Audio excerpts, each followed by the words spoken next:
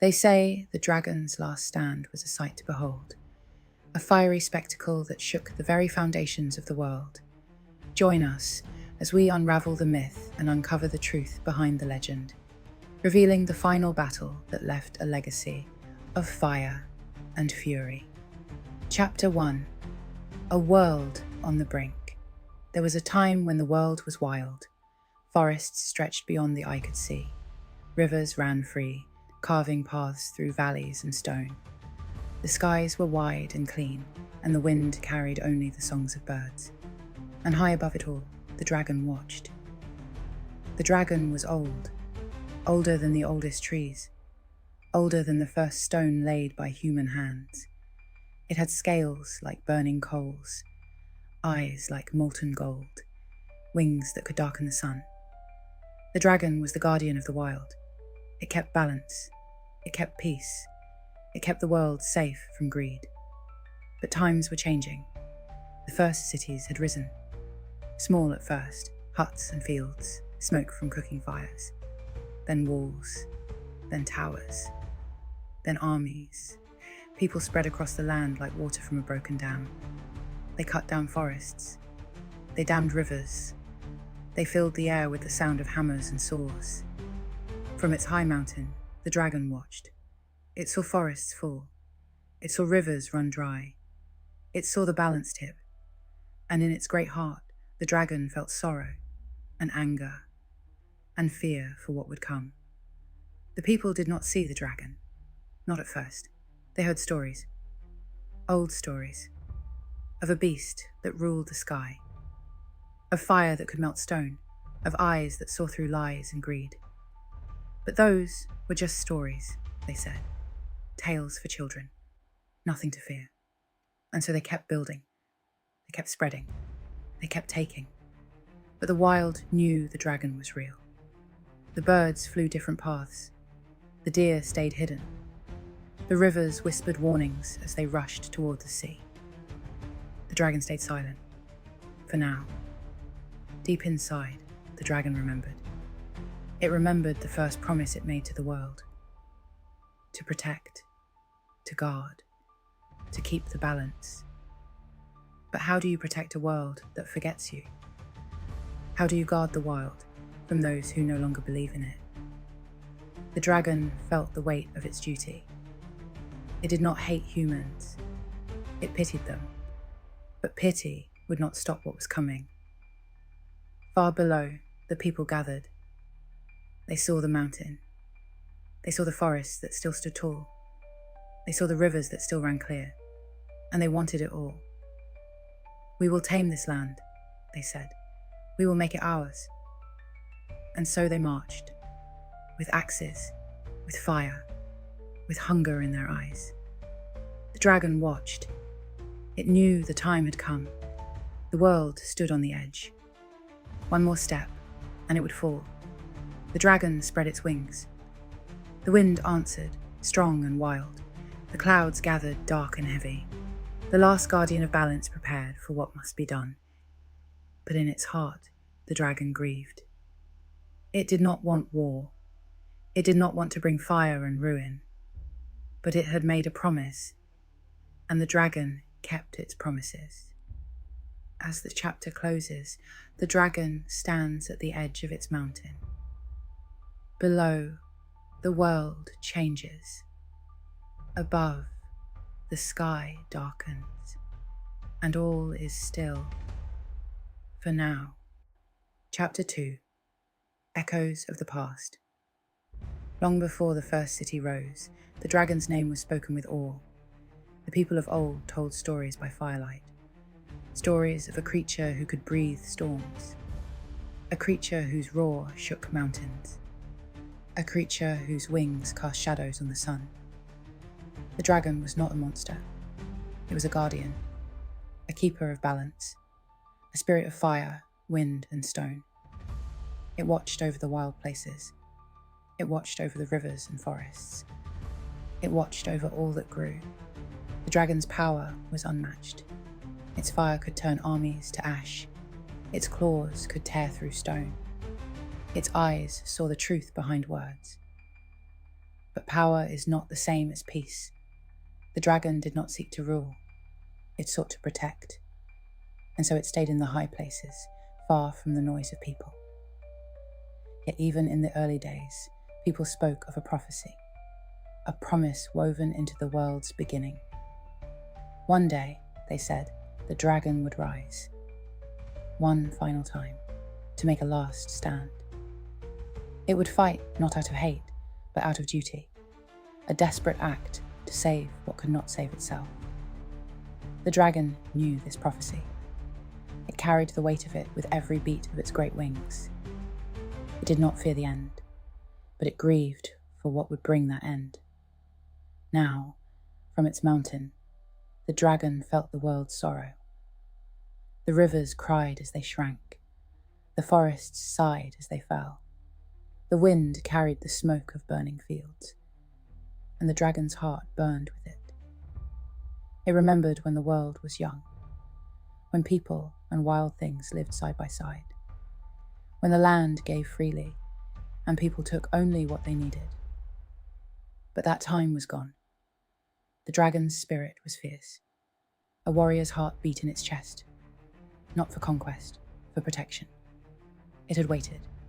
It had hoped the people would see, would change, would remember. But they did not. Each day, more trees fell. Each night, more fires burned. The sky grew dark with smoke, and the dragon watched, and the dragon waited, and the dragon knew the time was near. Below, the people whispered. Some still believed in the old stories. They warned of the dragon. They spoke of fire and ruin. They begged for caution, but most laughed. A tale for children, they said, a beast of legend, not of flesh. And so they marched on, blind to the danger, blind to the balance they had broken. The dragon could feel the earth itself calling out. A silent plea, a cry for help, and the dragon would answer, not in anger, in sorrow, in duty. The world had forgotten the dragon's promise, but the dragon had not. Chapter 3. The Fiery Battle. The sky burned red as the dragon rose. Wings spread wide, it soared over the land. The wind howled in its wake, the clouds broke apart and the sun hid behind smoke. The people below saw at last. The stories were true. The dragon was real, and it was angry. But the dragon's heart was not filled with hate. It was filled with sorrow. This was the last stand, a promise kept, a world defended. The people gathered with weapons, blades of steel, bows of ashwood, armor that gleamed in the firelight. They looked to the sky, their faces pale with fear. "We will fight," they cried. "We will take what is ours." The dragon answered with flame. A river of fire poured from its mouth. Fields turned to ash, towers crumbled, armies scattered like leaves in a storm. The ground shook beneath its power. The air filled with heat and smoke. The sky glowed as if the sun had fallen. But still, the people fought. They loosed arrows that fell like rain. They raised shields that melted in the heat. They ran forward with swords that bent in the dragon's breath. For every step the people took, the dragon gave them fire. Not out of cruelty, out of duty. The battle raged through the night. Forests burned to black stumps. Rivers steamed and boiled. The mountains shook with each roar. The dragon's strength was mighty, but even it could not fight forever.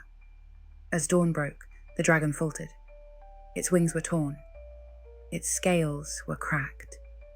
Its fire burned low, but its eyes still blazed with purpose. With one final cry, the dragon rose into the sky, higher than it had ever flown, and from above it let loose its last breath of fire. A blaze so bright it turned night into day. A fire so fierce it scorched the earth for miles. The people fell silent. The world stood still, and the dragon fell. Its mighty body crashed to the ground. The mountain trembled. The sky wept rain to cool the flames. The dragon was gone. The battle was over, but its mark remained.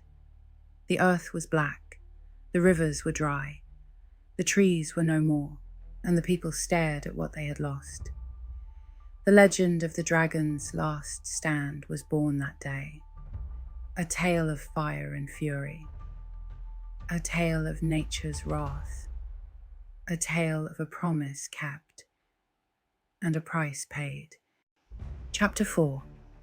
Beyond the Ashes. The land was quiet. Too quiet. Where once forest had stood, there was only ash. Where rivers had flowed, there was only cracked stone. Where birds had sung, the air was empty. The dragon was gone. But its fire remained. The people walked through the blackened fields. They saw the cost of what they had done. They saw the power of what they had awakened. Their towers were gone. Their fields were burned. Their roads led to ruin. The dragon had kept its promise. It had protected the wild. But the price was high. The people spoke in hushed voices. The dragon's fury has ended, they said, but its lesson will last forever. And so, the legend grew. They told the tale of the dragon's last stand. They spoke of its fire that could burn stone, its wings that could stir storms, its eyes that saw through greed. They told of the battle and of the silence that followed. Parents warned their children, "Honor the land, do not take more than you need, or the dragon's fire will return." The legend became a song, a warning, a memory carved in stone. Yet not all who heard it listened. Some saw only the burned land, and they hungered to rebuild, to take again, to tame the world once more. But others remembered. They planted seeds where trees had fallen. They cleaned the rivers, hoping to bring them back. They spoke of balance, of respect, of peace. The dragon's fire had destroyed, but it had also taught. In time, the land began to heal.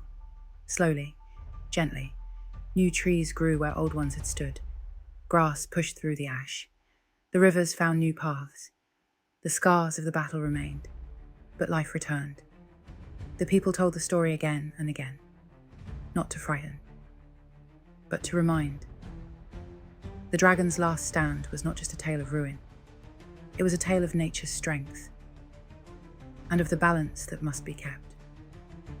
And as the years passed, the wind still carried the dragon's roar. A sound like thunder, a sound like warning, a sound like hope. Chapter 5. A world redefined. The world did not forget. The dragon's last stand left marks no rain could wash away. Mountains scorched black, valleys shaped by fire, rivers that found new beds carved by heat and ash. But from those scars, a new world grew. The people who remained looked at what was left. They saw the price of their hunger. And many chose a different path. They built smaller villages, close to the rivers. They planted trees where forests had burned. They listened to the land's voice, soft but steady. They remembered the balance the dragon had fought to protect. Stories of the dragon's stand spread across the world, told in song and stone, in firelight and shadow. Some spoke of the dragon as a monster, others as a hero. But all agreed. The dragon had been the last guardian of the wild, and its fire had been the world's last warning. Children asked their elders, "Why did the dragon burn the world?" And the answer was always the same: because we forgot to listen. The world was different now. The skies seemed clearer. The rivers sang new songs. The forests, though smaller, whispered of hope. But questions remained. How do we keep the balance? How do we honor what was lost? How do we live in a world touched by fire? People searched for answers. In the wind, in the soil, in their own hearts. And the dragon's spirit watched. not with eyes of fire, but with the memory of what had been and what could still be. In time, the world grew green again, but it never forgot the lesson of flame. Every storm, every drought, every crack in the land reminded the people, respect the wild, honor the balance, remember the fire. And so, the dragon's legacy lived on, not in the roar of battle, but in the quiet choices people made each day. As the story closes, the sun rises over a land reborn. Rivers sparkle, forests sway in the breeze, and high on a distant mountain, where no one dares to build, the wind carries a sound, soft like a sigh, as if the dragon's spirit still watches over the world it tried to save. Do you think the dragon's last stand was a warning we still need today? Share your thoughts below. How can we honor balance in our own world?